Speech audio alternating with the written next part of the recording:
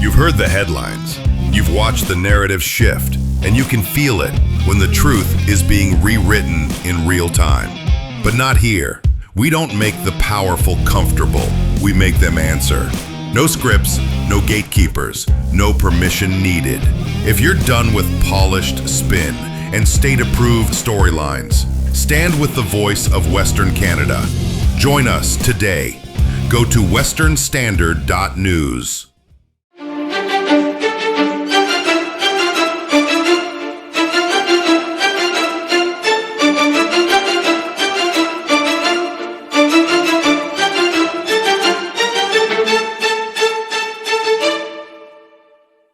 Good evening, Western Standard viewers, and welcome to HANNAFORD, a weekly politics show. It is Thursday, November the 13th. Here's a factoid for you. The government of Canada wants Alberta's oil sands companies to produce oil without increasing the amount of carbon in the atmosphere. You probably knew that, and you knew it as net zero emissions, then, the so-called emissions cap. This costs a lot of money and is a competitive handicap for Alberta oil, a severe one, actually. In the Prime Minister's mind, this is decarbonized oil that we make here, and if any new pipelines are built out west, it is decarbonized oil that they'll be carrying. However, it's not the same for Eastern Canadian refineries importing oil from other countries. There is no equivalent added cost. I find this unbelievable, but apparently it is so. There are two energy economies in Canada, one based on expensive oil out west, the other on cheap oil. With me today is Dr. Ron Wallace, who served on the old National Energy Board that the Liberals got rid of, by proposing to modernize it. You're the first professional ecologist appointed to the National Energy Board. We have a long career in energy regulation, and in fact, last month, Dr. Wallace, you were testifying to the Parliamentary the Standing Committee on Energy about this. Welcome, Ron. Thank you. Ron, this sounds outrageous, but I'm drawing my understanding of it from an article that you published recently in C2C Journal. And that said, you laid it out all in broad terms. They don't pay a premium in the East to import oil. We pay a premium in the West to produce it. What is going on here? Well, this is a situation that's developed since the last election and been brought to a head by Prime Minister Carney's reference to what he called decarbonized oil. It wasn't something that was raised during the election, but it's come up since then. And I have some figures here, is that since 1988, marine terminals along the St. Lawrence have seen imports of foreign oil valued at more than $228 billion. Yes.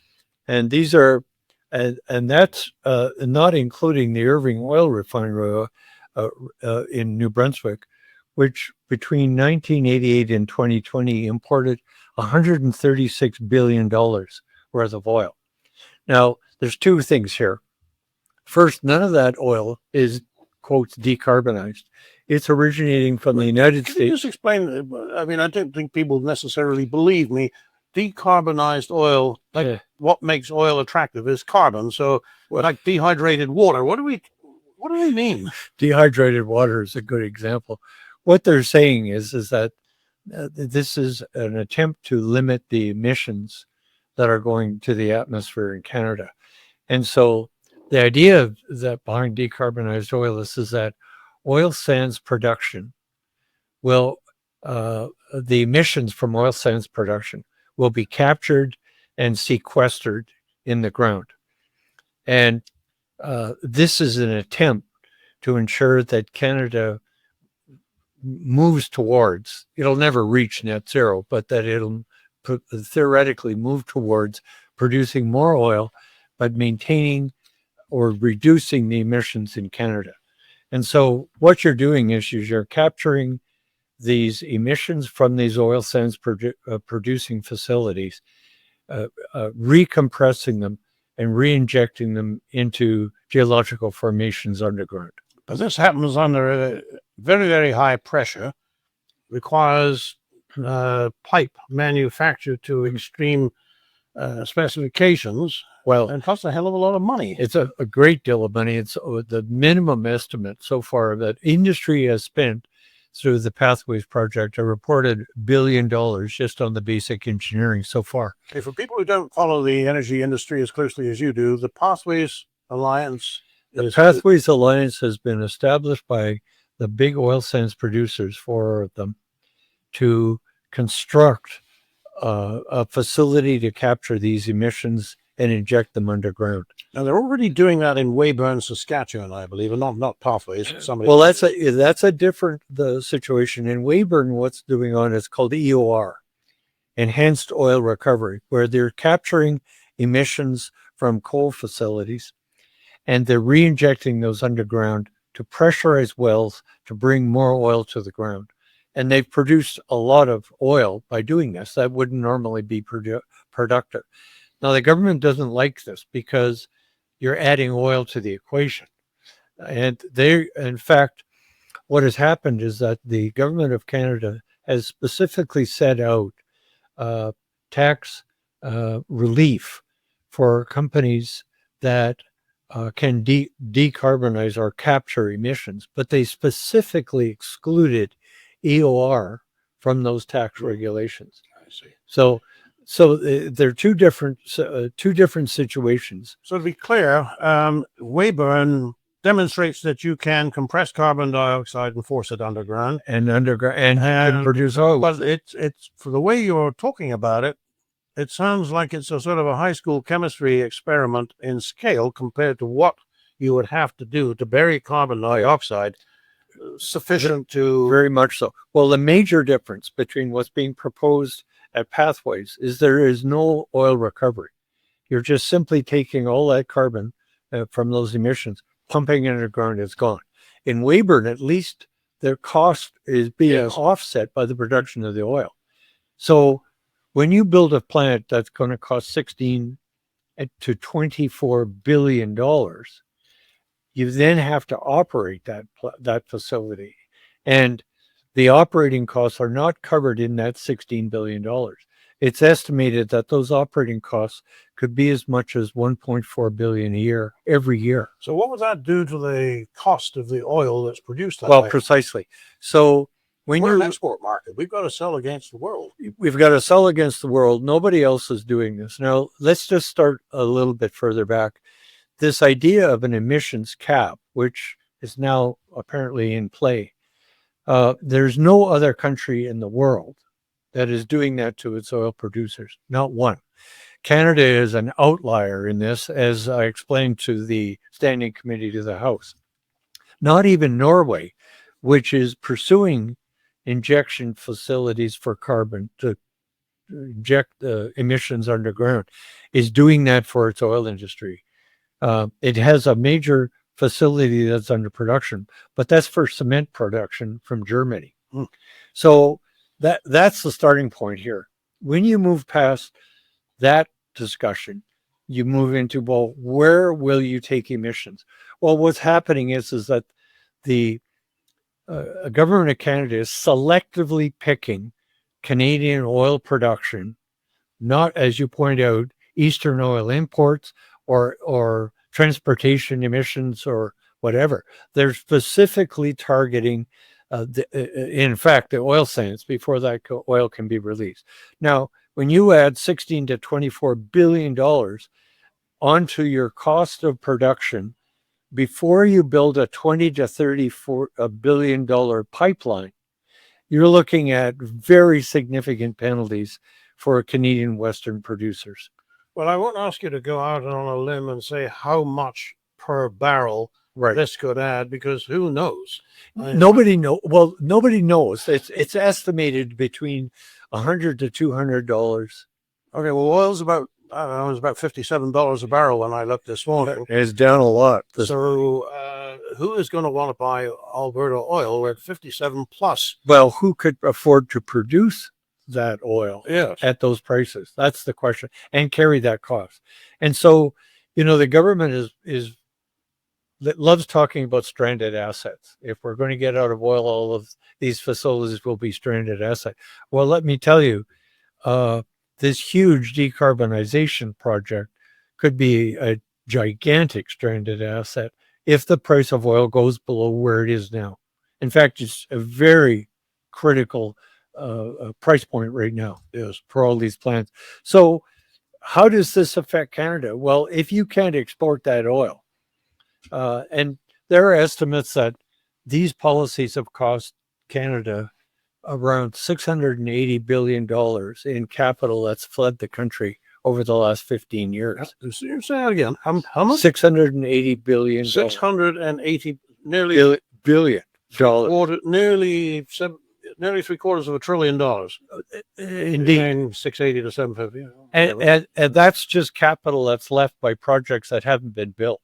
If you look specifically at the numbers involved with some of the pipelines, for instance, these pipelines and the production from them that's going offshore is not only competing with oil that's coming in from Venezuela and the United States. I mean, of that, those imports to Eastern Canada, 72% originating in the United States. They have none of these penalties. So this idea that Canada is going to seek out markets because it has decarbonized oil, the question is, who's asking for that oil? No one that I'm aware of.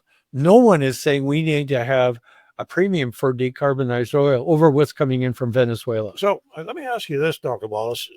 I mean, I hate to ask you to put yourself inside the liberal mind, but how do you think that they could ever justify that to themselves?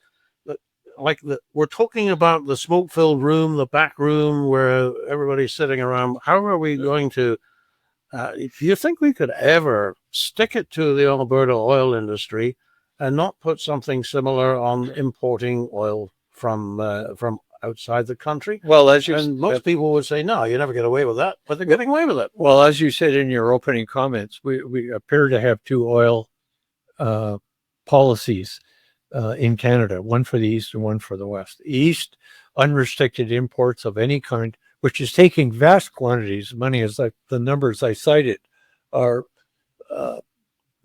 well over $500 billion over the last 20 or 30 years. So a very interesting thing happened this week. Bill Gates came out just in advance of the COP30 conference in Brazil and suddenly changed his position on global warming to say we're concentrating too much on emissions as opposed to practical solutions to cope with the warming. Now, this is a position that's been taken by scientists and ignored by the media largely for the last 20 years. This is a very significant commentary because what's happening is that the world is, there was a quote I saw that just this morning, the world is transitioning away from the energy transition. That is something that's putting the Carney government and the Canadian government in a very difficult position. The rest of the world is pivoting away from the idea that you can eliminate a hydrocarbon economy and an energy producing economy and replace it entirely with renewables. Just saying, look, we know that's now wrong. And now we're moving into a situation to say we have to focus on adaptation. Well, you see, I mean, Bill Gates has been a very strong proponent of cutting carbon emissions to fight global warming. He has now recanted. Before he recanted, he was very quotable, as long as he said that. Right. Now, of course, everybody's, oh, well, Bill Gates is a little old and hard, and maybe he's losing his grip. Well, nobody's really picking up on that, and yet I think that's highly significant. Well, it's tremendously significant, and the fact that he decided to make that announcement just before COP30, and it's almost predictable. The UN conferences. This is the 30th conference now, and aside from the costs of jetting all these people to the Brazilian rainforest, Well, to come back specifically to Canada, Canada has set out these emissions guidelines. Ever since 1998, Canada has not hit one of its objectives for emissions, not one. It's now looking like it's trying to double down on it and keep the myth that you can stabilize or reduce your emissions through decarbonized oil. The costs of this proposal, even though it's been looked at by industry as a viable option, it's not the question of whether or not we can do this. Engineers in Canada are more than capable of doing it, although the technology is unproven, and the largest comparable facility in Australia that's run by Chevron has never come even close to meeting its requirements. And so, assuming it works, assuming that you spend that $16 to $24 billion, and assuming that there's a market for that oil at the other end, you still only bring down your emissions in Canada by less than 2%. Oh, good heavens. Really? Less than 2%? Yes. You do all that. You do all that. Because all the rest of us are driving our cars and we're breathing and exhaling. And well, and the comment I heard from the Prime Minister that made me laugh the other day, he said, you have to realize that this decarbonized oil is going to generate enormous jobs and enormous industry within Canada. Well, it will. It's not going to be, if you're going to spend $16 billion, you're going to employ a lot of people. The point is, it never makes money. It's a constant negative impact, not only in operations, but on your pre-capital costs and on the penalty it imposes on the pipeliners and the oil producers who are going to have to pay for this. Now, the part that he's leaving out is that it is not the pipeliners and the producers and the federal government that's going to pay for this. This is going to probably land very heavily on the Alberta taxpayers, to the tune of between maybe $500 million to $1.4 billion a year to operate that facility. Well, okay, let's talk about that, because there is a sort of an understanding, I think, that Premier Smith has, that, or hope, perhaps I should call it, that we will be able to develop the oil producing industry and have pipelines going to the coast and lift the tanker ban, as long as we can decarbonize the oil in the manner prescribed. Now, at the price of the decarbonized oil, nobody's going to want to buy it. We're not going to be able to afford to use it, even locally, or sell it. Yes. So two questions. First of all, is when you laid this out for the parliamentary committee, what did they make of it? And the second question is, do you think this grand bargain has got legs? Yeah. Well, the parliamentary committee didn't ask me one question. The Conservative members did, but the Liberal members did not rise to the occasion. So, quite frankly, I know what the Honourable David Bexty and his Tory colleagues thought of it, because they were asking me questions where I used these numbers.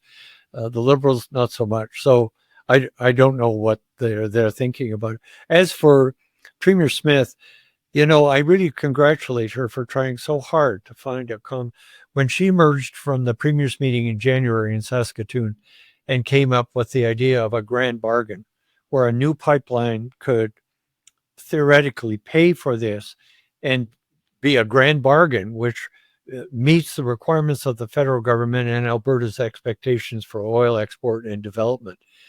My only comment is that if you're going to spend between $16 and $24 billion, you need to do something more than a back of the envelope calculation. And that if in fact the federal government is presenting that as an alternative for Alberta, I think that Alberta government needs to look at this very, very carefully. So the parliamentary committee, basically, you've had a chance to get the message out to more people on this interview than probably you have through the parliamentary committee, because the Liberals just wouldn't pick up the ball and play. Yeah. But if the grand bargain doesn't happen, what is the future of the oil and gas industry in Alberta. Well, if you look at and you listen to what it's interesting to listen to the Prime Minister say that they've set up this new major projects office that's going to accelerate these projects. Well, that may be true. I mean, I don't think it's going to be that effective. They're paying people very significant amounts of money to make it work. I hope it does. But in effect, they're trying to countermand their own regulatory process and end run it. That's something that I find to be unique in any parliamentary democracy.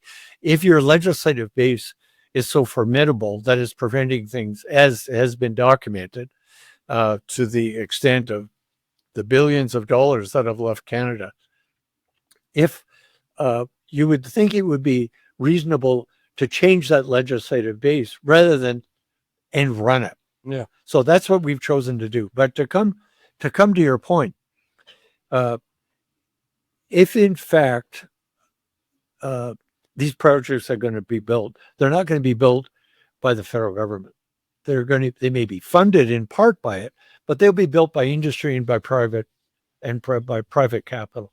And when you listen to the presidents of TransCanada and Enbridge, they're giving messages out very clearly that they're directing their money for capital investment into the United States.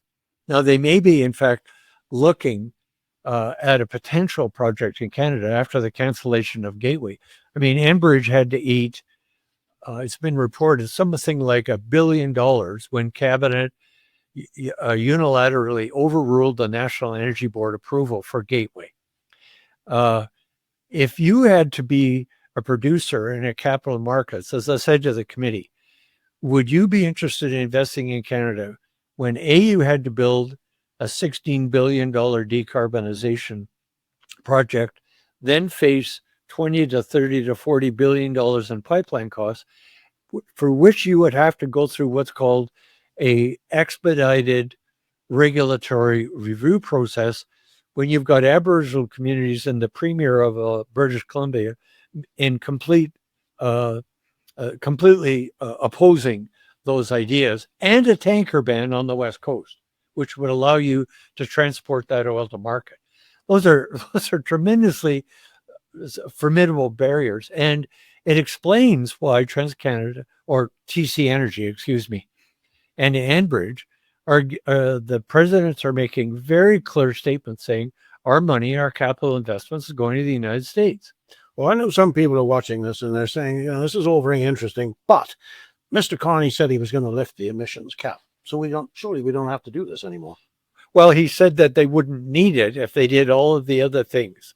These things that are all of the other things, which is the current suite of emissions and climate regulations that you've got to understand that there's the clean fuel regulations. This is the tanker ban. The list of regulations goes on and on. What he's saying is that we do all those things, then you won't need an emissions cap. Well, it's the same thing. Yes. It's the same thing, only different. We're just about out of time, Dr. Wallace, but let me pitch something that's just really crazy, because all of this is crazy, so I can be crazy too. We've got the Trans Mountain expansion line out to the coast in BC. If it gets to be that Alberta oil becomes so expensive that we can't even afford it, never mind sell it to anybody else. Right. The industry goes down and we start reversing the flow and bringing imported oil in, just like they do from in Eastern Canada, and bringing it up to Alberta through the TMX. Well, what do you think? Is that crazy? Well, you'd have to reverse the line. That's a very difficult situation. But, Trans Mountain represents a very viable alternative for Canada to very quickly increase its export oil by simply optimizing that line, like Enbridge and TC Energy are presently doing. You don't need a new pipeline. You can optimize existing ones and get it there. Now, if you've got the only way you can optimize those lines is to buy, quote, decarbonized oil, then you've got a very difficult process. Dr. Wallace, it's a funny world we live in, except that it's not really that funny, but that was an amazing article, and I think you're one of the first people to bring it to light. Thank you for doing that. And I think we may be having you back to talk about this as things develop. So thanks for coming on the show. Thanks for having me, Nigel. For the Western Standard, I'm Nigel Hannaford.